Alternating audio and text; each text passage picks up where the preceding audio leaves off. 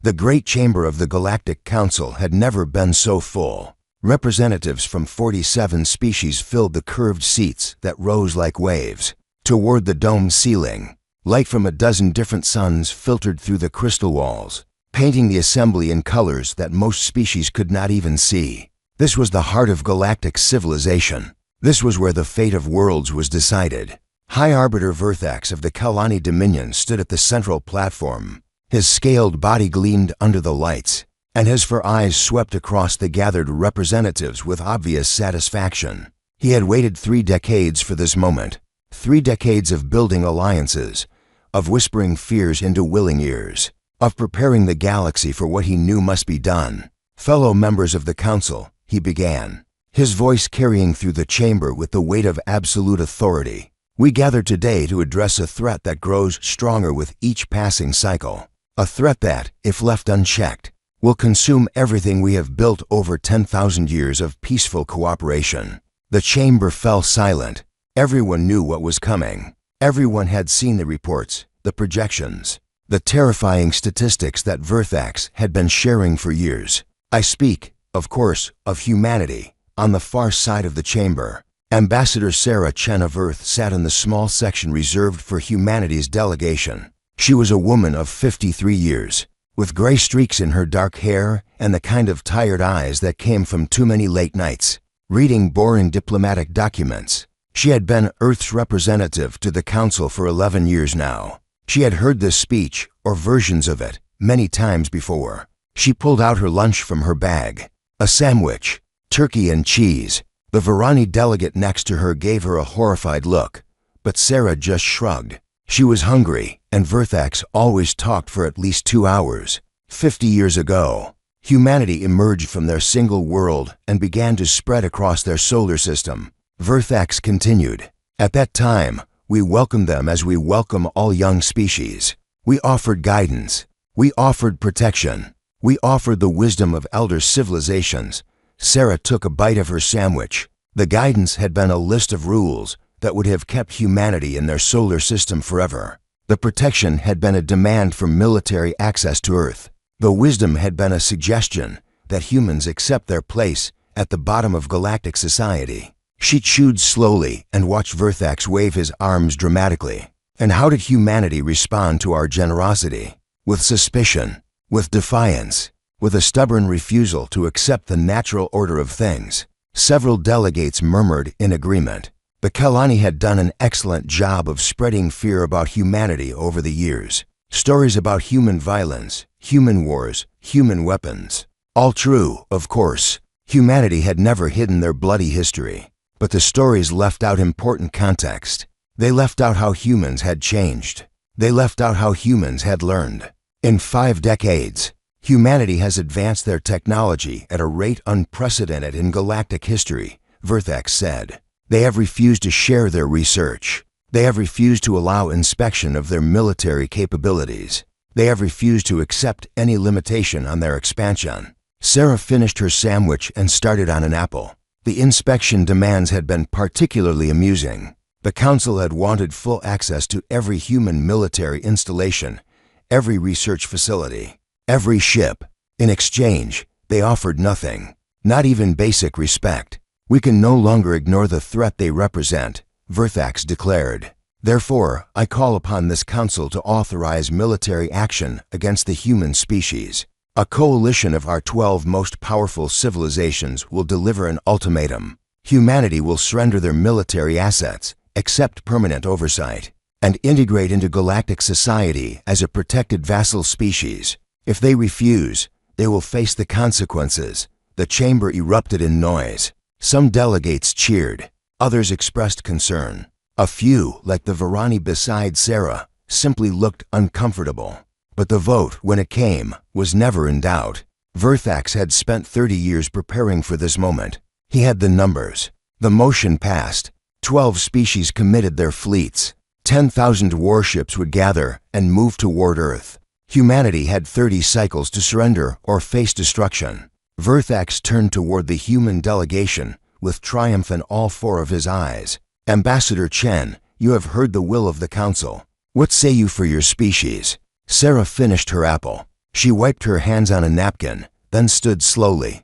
The entire chamber fell silent, waiting for her response, waiting for the fear, the anger, the desperate pleas that always came when a young species faced the combined might of galactic civilization. "Thank you, High Arbiter," Sarah said. Her voice was calm, almost bored. "I'll forward this to the appropriate department. Is there anything else on the agenda today, or can we move to the budget discussion?" Verthax stared at her. The chamber stared at her. Nobody spoke for a very long time. "Did you not understand?" Verthax finally demanded. "We have declared war on your species. 10,000 warships will arrive at your world within 30 cycles. You face extinction." Sarah nodded. "Yes, I understood. Very clearly explained. Thank you. I'm just wondering if this will conflict with the World Cup finals. My nephew is very excited about the matches, and I'd hate for him to be disappointed." She pulled out her communication device and began typing. The message was simple, another one. "Handle it." She sent it to Earth's Defense Ministry with the official declaration attached. Then put the device away. "I'll have an official response for you within a few hours," she told the stunned chamber. Now, about that budget discussion. The response from Earth arrived exactly 4 hours later. It was 3 sentences long. The first thanked the Council for providing advance notice of their visit. The second requested that the Coalition fleet avoid the shipping lanes near Neptune, as there was heavy cargo traffic in that area. The third wished them safe travels, and expressed hope that they would enjoy the scenic views of Saturn's rings. That was all. No threats, no demands, no panic. In the communication center of the Council station, a young Varani named Telix stared at the message on her screen. She had been assigned to monitor human communications for the past 2 years, and she had learned to expect strange things from this species. But this was beyond strange. She checked Earth's financial markets. They had not moved. She checked their news broadcasts. The declaration of war had been mentioned briefly, somewhere between a story about a politician's scandal and a report on unusual weather patterns. 12 minutes of coverage, total. Then they had moved on to discuss something called celebrity relationships. Telix felt a cold sensation spreading through her body. She had studied the responses of other species to similar threats. The Morthani had collapsed into civil war when faced with Council ultimatums. The Dreth had launched a desperate and doomed first strike. The Kelani themselves, centuries ago, had surrendered within hours of receiving such a declaration. Humanity had shrugged and gone back to watching sports. She began digging deeper into human records. Their history was public, freely shared with anyone who cared to look. And what she found there made the cold sensation grow stronger. Humans had been fighting wars for their entire existence as a species. Not occasionally, constantly. They had fought over land, over resources, over ideas, over pride. They had invented weapons that could destroy their entire world, then pointed those weapons at each other for decades while somehow managing not to use them. They had survived plagues that killed millions, disasters that reshaped continents, conflicts that should have ended their civilization a dozen times over. And they were still here, still building, still growing, still treating the universe like it was just another challenge to be overcome. Telix pulled up more recent records. 50 years of preparation, 50 years of knowing that the galaxy was watching, that threats would eventually come. What had humanity been doing during all that time? The records showed normal development, ships being built, colonies being established, technology being improved. Nothing unusual, nothing alarming. But Telix had learned something important about humans during her 2 years of observation. They were very, very good at keeping secrets, and they were even better at making their enemies underestimate them. She filed her concerns in a report that would probably never be read. The Council had made its decision. 10,000 ships were already gathering. In 30 cycles, the Coalition would arrive at Earth and deliver its ultimatum, and humanity would respond exactly as they responded to everything else that threatened them. Telix just hoped she would be far away when that happened, because she had a terrible feeling that the galaxy had just made a very serious mistake. The kind of mistake that changed the shape of history. The kind of mistake that civilizations did not recover from. But nobody would listen to a junior analyst. Nobody ever did. Somewhere on Earth, in a small house in a quiet town, A man watched the news report about the alien ultimatum. His wife asked him if he was worried. He laughed, kissed her forehead, and told her that dinner would be ready in 20 minutes. He had more important things to think about than some aliens who thought they were scary. After all, humanity had survived worse. The Coalition fleet emerged from faster-than-light travel at the edge of the Sol system, like a storm arriving on a clear day. 10,000 warships stretched across the darkness of space, their hulls painted in the colors of 12 civilizations. The Kalani dreadnoughts formed the core, massive vessels bristling with weapons that could crack planets. Around them flew the sleek destroyers of the Morthany, the heavy cruisers of the Dreth, and hundreds of support ships from the other Coalition members. Admiral Kethvorn stood on the bridge of his flagship, the Eternal Dominion, and watched the human solar system grow larger on the view screens. He had conquered 3 worlds in his career. He had broken the resistance of species far older and more powerful than humanity. This would be his greatest triumph yet.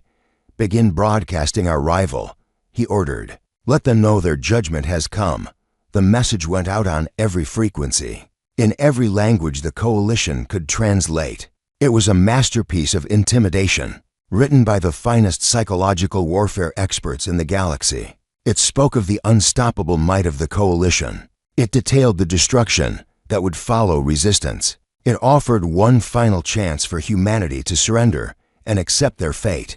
The response came 30 minutes later. It was an automated message from something called the Sol System Traffic Authority. It welcomed the Coalition fleet to human space, assigned them coordinates for visitor parking approximately 2 billion kilometers from any inhabited area, and reminded them that weapons discharge within the inner system required permits. The permit application was attached. It was 17 pages long, required documentation in triplicate, and had a processing time of 6 to 8 weeks.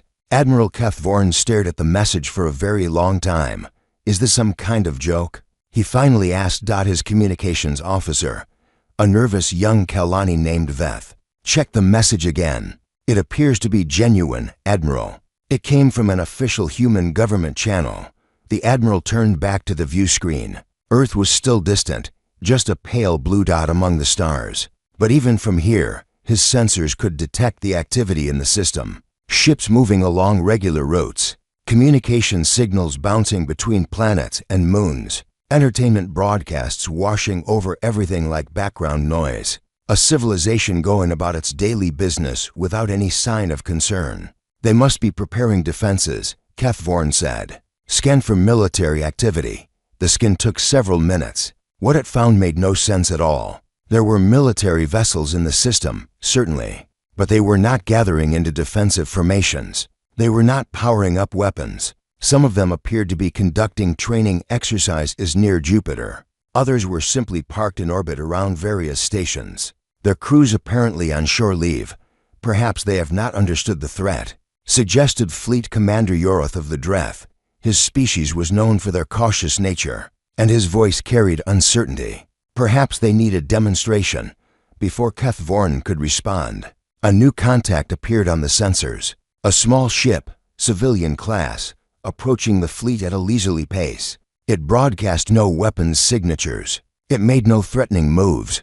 It simply flew closer and closer until it was within visual range. "Admiral," Veth said, "we are being hailed. Put it through." The view screen flickered and a human face appeared.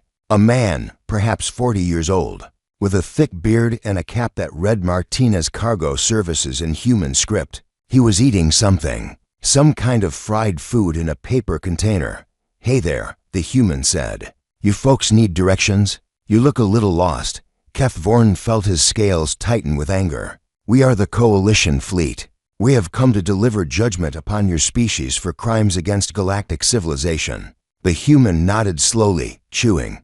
Right, I heard something about that on the news. Big fleet coming to threaten everybody. Very scary stuff." He did not sound scared. He sounded like he was discussing the weather. "Anyway, if you're heading toward Earth, you'll want to take the inner route past Mars. The outer path has a lot of debris from some mining operations. Real pain to navigate. We do not need directions," Kethvorn growled. "We are here to conquer your world. Sure. But trust me, Take the inner route. Also, there's a great restaurant on Mars Station if you need to refuel. Best noodles in the system. Ask for Chen's place. The human paused, looking at something off-screen. Anyway, I've got a delivery to make. Good luck with your conquest thing. Watch out for the speed traps near Venus. They're real strict about velocity limits in the orbital zones. The transmission cut off. The cargo ship turned and flew away without any sign of hurry. Admiral Kethvorn stood in silence. Around him, his bridge crew exchanged uncertain glances. This was not how conquered species were supposed to behave. This was not how anyone was supposed to behave when facing destruction. Admiral Yoroth said quietly, "Perhaps we should reconsider our approach." Reconsider? Kethvorn turned on him with fury in his eyes. "We have 10,000 ships. We have the combined military might of 12 civilizations. We will not reconsider because some cargo pilot offered us restaurant recommendations."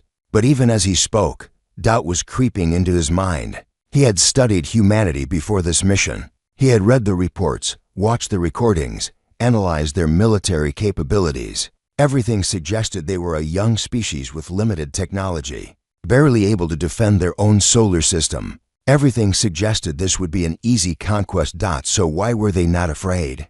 On a small observation vessel at the edge of the fleet, Telix watched the data streaming across her screens. She had been assigned to the intelligence division of the coalition, a minor posting for a minor analyst. But she had been studying humanity for years now, and everything she saw confirmed her worst fears. The human cargo pilot had not been joking. He had not been brave.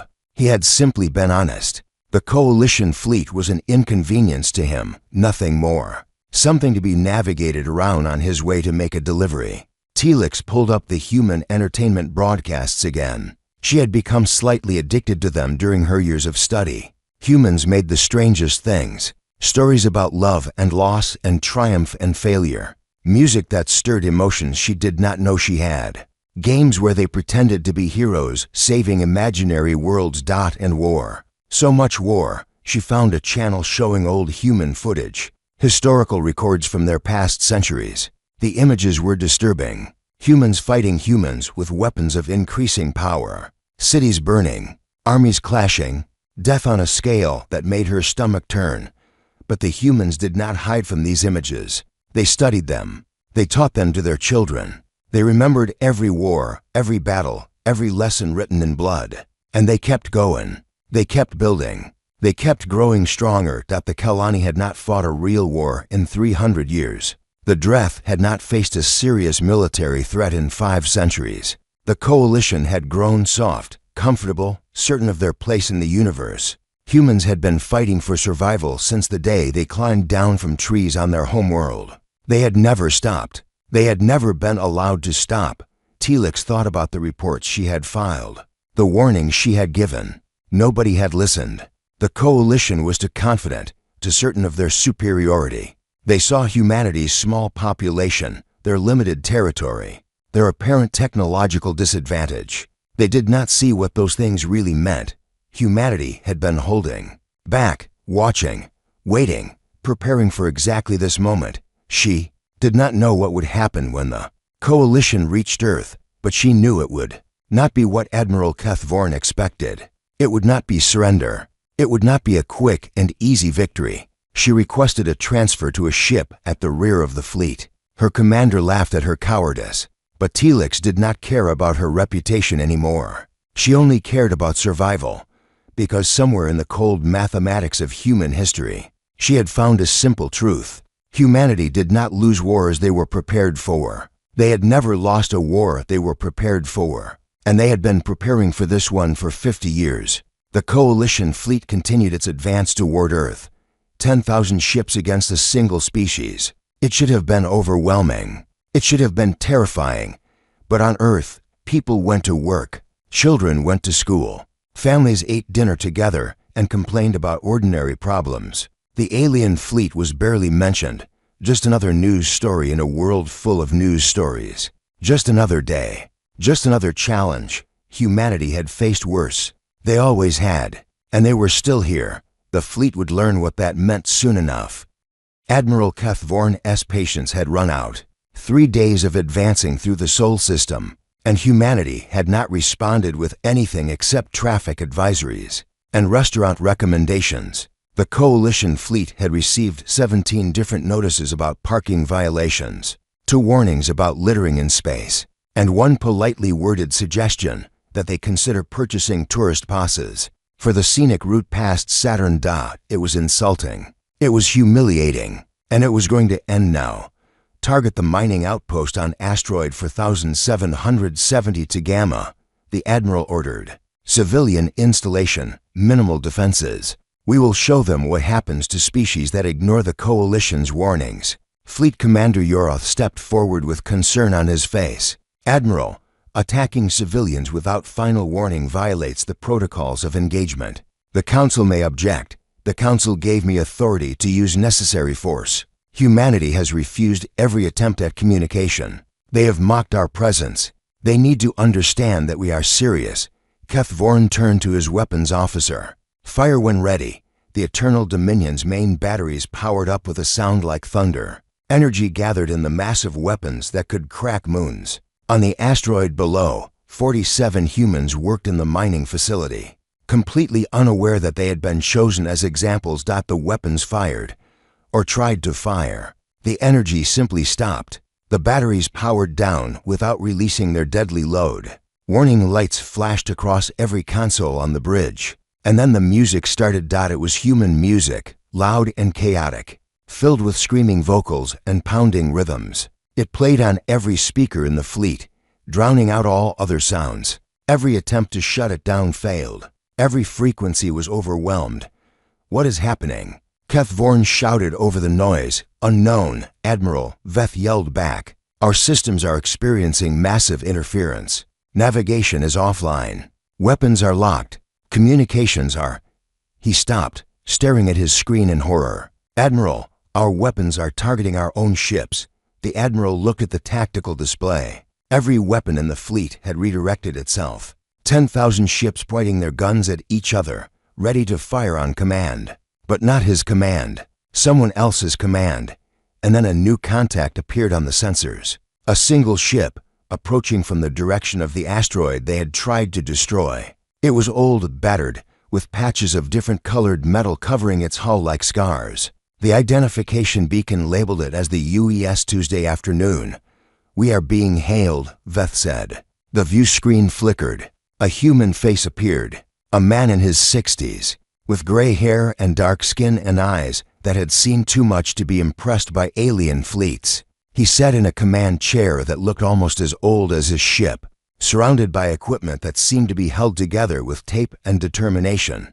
Good morning, the human said. His voice was calm, almost friendly. I'm Captain James Okonkwo of the Tuesday afternoon. I notice you were about to shoot at some miners. I'd appreciate it if you didn't do that. Keth Vorn forced himself to speak through his rage. You dare interfere with Coalition military operations? We have 10,000 ships. You have 1. I can count, thank you. Captain Okonkwo did not seem concerned. The thing is, those miners didn't do anything to you. They're just folks trying to make a living. Mining rocks isn't a crime, last I checked, so I thought I'd come over and ask you to reconsider. You thought, the Admiral could barely form words. You thought you would ask us to reconsider? With 1 ship against 10,000? Well, I also turned off your weapons and redirected them at your own fleet, Okonkwo said. Seemed polite to mention that. That is impossible. Our systems are protected by the most advanced security in the galaxy. The captain shrugged. Your security was pretty good. Took us almost 30 seconds to crack it. My engineer says it was the hardest thing she's done all week. She's been pretty bored lately, so that's actually a compliment. Keth Vorn looked at Yoroth, then at the rest of his command staff. They all shared the same expression of stunned disbelief. This could not be happening. 1 ship could not disable an entire fleet. 1 human could not speak to the greatest military force in the galaxy as if they were children. Being scolded for misbehavior. Release our systems immediately, the Admiral demanded. Happy to, Okonkwo said. Just as soon as you agree not to shoot at civilians. Or anyone else, actually. Shooting people is generally frowned upon in this part of space. We will destroy you. You'll try. The captain leaned back in his chair. "Here's the thing, Admiral. I've been doing this job for 40 years. I've faced pirates, rebels, rogue AI, and one really angry asteroid that turned out to be alive. I was at the Battle of Titan when the Collective tried to wipe out our outer colonies. I watched my best friend die at Proxima when the Raiders came. I've seen things that would make your worst nightmares look like pleasant dreams." He smiled. "And there was no fear in it. And I'm 3 weeks from retirement. My wife is planning a party. My grandchildren are making decorations. I'm supposed to spend the rest of my life fishing on a lake in Minnesota. So trust me when I tell you that I really don't want to die today. But I will if I have to. Because those miners on that asteroid, they're my people. And nobody threatens my people. You cannot stop us," Keth Vorn said. But his voice had lost some of its certainty. "Even if you control our weapons now, we will find a way around your interference. We have 10,000 ships. Yes, you keep mentioning that." Okonkwo touched a control on his chair. "Let me show you something." The view screen split into dozens of images. Ships appearing throughout the Sol system. Not civilian vessels. Warships. Human warships of designs the Coalition had never seen before. They emerged from behind moons, from within asteroid fields, from the shadow of planets. Hundreds of them. Then thousands. Then more, until the count became meaningless. "We've been watching you since you entered the system," the captain said. "We've been watching you since you gathered your fleet in Coalition space. We've been watching you since Verthax first proposed this little adventure 30 years ago. Did you really think we didn't know this was coming?" Keth Vorn stared at the display. The human fleet was larger than his own. Much larger. And these were not the primitive vessels the Coalition's intelligence had reported. These were weapons of war unlike anything he had ever seen. "We could have destroyed you the moment you arrived," Okonkwo continued. "We didn't. Do you know why?" The Admiral could not speak. His scales had gone pale with something he had not felt in decades. "Fear. Because we don't want to," the captain said. "Because killing 10,000 ships full of living beings isn't something we do lightly. Because most of you are probably just soldiers following orders. And you don't deserve to die for your leader's stupidity." He leaned forward, and his eyes hardened. "But we will, if we have to. If you force us to choose between your lives and our people's safety, we will choose our people." Every single time, the music stopped. The weapons unlocked. The fleet's systems returned to normal operation. "You have a choice," Okonkwo said. "You can turn around and go home. Tell your council whatever story you want. We don't care about credit or glory. We just want to be left alone." He paused. "Or you can try to continue your attack, and you'll find out exactly what humanity is capable of when we stop being polite." The transmission ended. On the bridge of the Eternal Dominion, silence ruled. 10,000 ships hung in space, their weapons ready, their crews waiting. But nobody moved. Nobody spoke, because they had all seen the human fleet. They had all heard the captain's words, and they had all realized the same terrible truth. The Coalition had not come to conquer humanity. They had come to wake a sleeping giant dot, and now they had to decide whether to run or to learn exactly what that meant. Dot in her small observation vessel. Telix watched the human ships on her sensors. She had been right. She had been right about everything. And now the fate of 10,000 ships depended on what Admiral Keth Vorn decided to do next. She began recording everything. Whatever happened, the galaxy needed to know. The galaxy needed to understand. Humanity was not a young species to be conquered. They were a warning, a lesson written in the stars, and the Coalition had finally begun to read it. The negotiations took place on a space station orbiting Mars. It was a neutral location, chosen by the humans and accepted by a coalition that no longer felt confident about choosing anything. The station was called Harmony Point, and it had been built specifically for moments like this. Moments when the galaxy needed to talk instead of fight. Admiral Keth Vorn did not attend. After the confrontation with Captain Okonkwo, he had locked himself in his quarters and refused to speak to anyone. Fleet Commander Yorith led the Coalition delegation instead, along with representatives from each of the 12 species. Telix had somehow convinced her superiors to include her as a junior observer. She suspected they agreed only because nobody else wanted the job. The human delegation arrived without ceremony. No military escort, no display of power. Just 3 people in simple clothes who walked into the conference room, like they were attending a business meeting. The leader was a woman named Margaret Osei, Earth's Secretary of External Affairs. She smiled warmly as she took her seat. "Thank you all for coming," she said. "I know this has been a difficult few days. Would anyone like coffee? We have excellent coffee on this station." Yoroth stared at her. "You disabled our entire fleet. You have thousands of warships pointed at us. And you are offering us coffee?" "Yes, it's very good coffee. I promise." She poured herself a cup and took a slow sip. "But I understand if you'd prefer to skip the pleasantries. Let's talk about why we're really here. You have threatened the coalition with destruction." Yoroth said, "That is why we are here. To understand your intentions." Osei shook her head. "No, we haven't threatened anyone. We've defended ourselves. There's a difference." She set down her cup.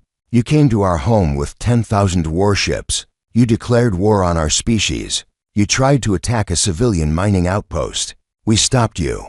That's not a threat. That's a response.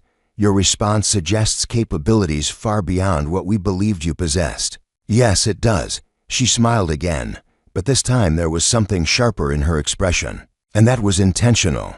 Do you know why?" Nobody answered. The coalition representatives sat in uncomfortable silence, waiting. "Because we've been watching the galaxy for 200 years, Osei continued. "We detected your communications long before you detected us. We learned your languages, studied your cultures, mapped your civilizations, and we saw how you treat younger species." She pulled up a display on the table's central screen.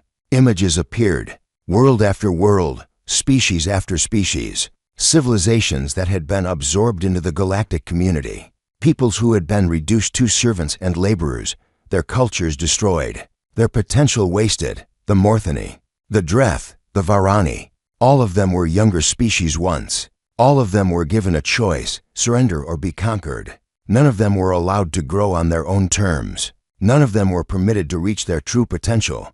Telix shifted uncomfortably in her seat. The images showed her own species among the others. The Varani had joined the galactic community 6 centuries ago, and she had always been taught it was a blessing. But looking at these images now, she wondered how much of her people's history had been erased. "We decided that would not be our fate," Osei said. "So we prepared, quietly, patiently, for 50 years. We built what we would need to defend ourselves, not to conquer, not to threaten, just to survive. If your intentions are peaceful," Yoroth said carefully, "why do you have a fleet larger than ours?" "Because peace requires strength. Because the galaxy does not respect weakness. Because your coalition proved exactly why we needed those ships when you gathered your fleet and came to threaten us." Osei leaned back in her chair. "But here's what you need to understand. We don't want to use them. We have never wanted to use them. Every resource we spent on weapons is a resource we didn't spend on art, on science, on exploration. We hate that we needed to build them. Then why?" Yoroth seemed genuinely confused. "If you hate war, if you desired peace, why prepare for something you did not want? Because wanting peace doesn't mean you get peace. We learned that lesson a long time ago, from our own history." Osei's expression grew distant for a moment. "Our species has fought itself for thousands of years. Wars over land, over resources, over ideas, over nothing at all. We've seen what happens when people are not prepared to defend themselves. We've seen the cost of weakness." She looked directly at Yoroth. "We don't want to fight you. We don't want to hurt you.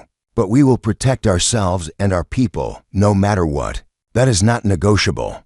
That will never be negotiable." The room fell silent again. Telix found herself leaning forward, fascinated despite her fear. She had studied humanity for years, but she had never truly understood them until this moment. They were not aggressive conquerors. They were not peaceful innocents. They were something more complex, something more dangerous. They were survivors. And survivors did whatever they had to do. "What do you want?" Yoroth finally asked. "If not war, if not conquest, what does humanity want from the galaxy?" Osei smiled. "We want to be left alone. We want to grow at our own pace, explore in our own way, make our own mistakes. We want to trade with species who wish to trade, learn from cultures who wish to teach. Share what we've discovered with those who are interested." She paused. "And we want to help. Help? There are species out there who are in the same position we were 50 years ago. Young civilizations, just reaching for the stars, about to be absorbed or destroyed by older powers. We want to protect them. Give them the chance we gave ourselves." Her eyes hardened. "The galaxy's habit of crushing young species ends now. With us." The coalition representatives exchanged uncomfortable glances. This was not what they had expected. This was not surrender. This was not even negotiation, really. This was a statement. A declaration. A line drawn in the stars. "You are challenging the fundamental order of galactic civilization." Yorith said slowly. "Yes," Osei agreed. "We are. The Council will not accept this. High Arbiter Verthax will not accept this. Verthax is welcome to object. We'll listen politely, and then we'll continue doing what we believe is right." She stood up, signaling that the meeting was nearing its end. "You have a choice, the same choice we're offering everyone. You can work with us as partners and equals. You can ignore us and go about your business. Or you can oppose us and discover that we meant every word." She walked toward the door, then stopped and turned back. "Oh, one more thing. We know about Verthax's backup plan. The planet killer he has hidden in the fourth ship of the third column. We've known about it since he gave the order to arm it." Yorith's face went pale. Several other delegates looked equally shocked. They had not known about the planet killer. Verthax had kept it secret from everyone. "We could have destroyed that ship the moment it entered our system," Osei said. "We didn't, because we wanted to give you a chance to make the right choice." She smiled one last time.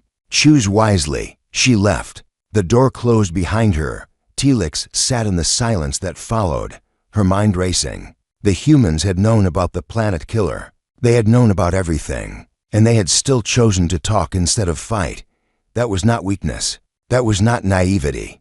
That was something else entirely. It was mercy. Mercy given by those strong enough to destroy their enemies, but wise enough to know that destruction solved nothing.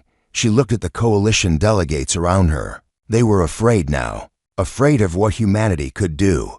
But she saw something else in their eyes as well, something that looked almost like shame, because humanity had shown them what true strength looked like, and it was nothing like what the coalition had believed. True strength was not about weapons or ships or conquering weaker species. True strength was about having the power to destroy and choosing not to. The coalition had come to Sol System to teach humanity a lesson. Instead, humanity had taught them one. Telix wondered if anyone would remember it. She wondered if anyone would learn. She hoped so. For the galaxy's sake, she really hoped so. High Arbiter Verthax refused to accept defeat. In his private chamber on the coalition flagship, surrounded by loyal guards and communication equipment that he believed was secure, he gave the order that would change everything. Activate the silence protocol. He commanded. Target, Earth, fire when ready. The planet killer was an ancient weapon, built during a forgotten war and hidden away for exactly this kind of moment. It could destroy a world in minutes. It could end a species before they even knew they were dying. And Verthax was certain it was his secret advantage, his final card to play. The weapon powered up. The targeting systems locked onto Earth. In seconds, humanity's homeworld would be nothing but dust and memory. Then the power died. The weapon shut down, and Verthax found himself staring at a small package that had appeared on his desk as if by magic. It was wrapped in colorful paper with a ribbon on top. A small card was attached. Verthax opened it with trembling claws. Dear High Arbiter, the card read, "We noticed you were about to make a very bad decision.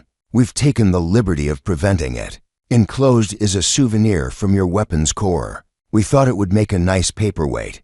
Please consider this a gentle reminder that we've been watching everything since before your fleet left Coalition space. Also, you might want to talk to someone about your anger issues. We can recommend some excellent therapists. Best wishes, the Tuesday afternoon crew." Inside the package was a piece of metal. Verthax recognized it immediately. It was the firing mechanism from the planet killer. Without it, the weapon was useless. He sat down heavily, his scales gone completely white. They had known. They had always known. And they had let him try anyway, just to prove a point. The Coalition Council met 1 hour later. The secret was out. Everyone knew about the planet killer now, about Verthax's attempt to use it, about how the humans had stopped him without firing a single shot. The 12 species that had formed the coalition were no longer united. Half of them were furious at Verthax for risking their lives with his secret weapon. The other half were terrified that the humans might decide to punish them all for his actions. Fleet Commander Yorith took command. It was the only logical choice. Verthax was removed from his position and confined to quarters, waiting for a trial that would likely end his career and possibly his freedom. We have one option, Yorith told the council. We accept humanity's terms. We leave their space. We return home and inform the Galactic Council that humanity is not a species to be conquered. He paused. Some of us may face consequences for this failure, but we will be alive to face them. That is more than we can say if we continue this confrontation. There was no argument. There was no debate. The vote was unanimous. The coalition fleet began its withdrawal the next morning. 10,000 ships turned away from Earth and started the long journey home. They had come as conquerors. They left as something else entirely. Not quite allies, not quite friends, but no longer enemies. Telix did not leave with them. She had submitted her request for asylum 3 hours after the council meeting. To her surprise, it was approved almost immediately. The humans seemed pleased to have her. They said they valued her perspective, her knowledge of galactic civilization, her willingness to see them as something more than threats or curiosities. She was assigned quarters on Harmony Station while her permanent status was processed. It was small but comfortable, with a window that looked out at the stars. She spent hours staring through that window, trying to understand everything that had happened. On her 3rd day, there was a knock at her door. She opened it to find Ambassador Sarah Chen standing in the hallway, holding a bottle of something amber-colored. "I thought you might want some company," Sarah said. "And I brought whiskey. It helps with culture shock." They sat together by the window, drinking and talking. Sarah told her about Earth, about humanity's history, about the choices they had made and the costs they had paid. Telix told her about the Varani, about growing up in a civilization that had forgotten it was once free, about the doubts she had carried for years without ever speaking them aloud. "Why did you let us go?" Telix finally asked. "You could have destroyed the fleet. You could have sent a message to the entire galaxy. Instead, you just let us leave." Sarah smiled and took another sip of whiskey. "Because destroying your fleet wouldn't have sent the message we wanted to send. Fear doesn't change people. Fear just makes them wait for a chance to strike back." She looked out at the stars. "We want the galaxy to understand that humanity isn't their enemy. We want them to see that power doesn't have to mean cruelty. We want them to know that there's another way. And if they don't understand, if they come back with a bigger fleet, then we'll stop them again. As many times as it takes." Sarah shrugged. "We're patient. We've had to be. Our entire history has been learning how to survive things that should have killed us. One more challenge won't break us." Telix thought about that for a long time. She thought about the coalition, about Verthax, about all the civilizations that had risen and fallen across the galaxy. None of them had been like humanity. None of them had combined such capacity for violence with such commitment to restraint. "You're going to change everything," she said quietly. "The whole galaxy. Everything is going to be different because of you." "Maybe," Sarah agreed. "Or maybe we'll fail. Maybe we'll make mistakes. Maybe humanity will stumble and fall like every other civilization before us." She smiled. "But we're going to try. That's all we can do. Try to be better. Try to build something worth building. Try to leave the universe a little better than we found it." She raised her glass. To trying, Telix raised her own glass. To trying, they drank together, two representatives of very different species, watching the stars turn slowly outside the window. On Earth, life continued as it always had. The coalition fleet was gone. The crisis was over, and most humans had already forgotten about it. There were jobs to do, families to care for, ordinary problems to solve. The universe was vast and full of dangers, but today it was peaceful, and that was enough. Captain James Okonkwo finally got his retirement party. His wife had decorated their small house with banners and streamers. His grandchildren ran around the yard, playing games and laughing. Old friends came to wish him well, to share stories, to celebrate a career that had spanned for decades of service. Nobody mentioned the confrontation with the coalition fleet. Nobody thanked him for standing between 10,000 warships and 47 miners. It was just another mission, just another day in the life of a naval officer. The kind of thing that happened and then faded into the background of history. His wife found him standing alone on the porch as the sun set, watching the sky turn orange and gold. "Everything okay?" she asked. He nodded. "Just thinking about the aliens?" "No." He smiled and put his arm around her. "About tomorrow. I was thinking I might go fishing. The lake should be beautiful this time of year." She laughed and leaned into him. "That sounds perfect." They stood together, watching the stars appear one by one as night fell. Somewhere up there, the coalition fleet was retreating. Somewhere up there, a young Varani was learning what humanity really meant. Somewhere up there, the galaxy was changing in ways that would take centuries to fully understand. But James Okonkwo was not thinking about any of that. He was thinking about fishing rods and peaceful mornings, and the simple joy of being home. Humanity had faced another challenge and survived. They always did, and tomorrow would be just another day. The news that night mentioned the alien fleet's departure in a brief segment, sandwiched between weather reports and sports scores. A reporter explained that the diplomatic situation had been resolved and that there was no cause for concern. Most viewers changed the channel before the segment ended. In her small apartment in Tokyo, a young woman watched the report while eating dinner. She shrugged and went back to studying for her exams. In a pub in London, old men raised their glasses to a crisis averted and returned to their conversations about football. In a village in Nigeria, children played in the streets without knowing that the stars above them had almost gone dark. Life went on. That was humanity's greatest strength. Not their weapons, not their technology, not their military power. Their ability to face the end of everything and then wake up the next morning ready to start again. The galaxy would learn this lesson eventually. They would learn that humanity could not be frightened, could not be broken, could not be stopped. Not because humans were invincible, but because they refused to stay down. Because every defeat only made them stronger. Because every challenge only proved what they were capable of. And because, at the end of everything, they would still be standing ready for tomorrow ready for whatever came next just another day.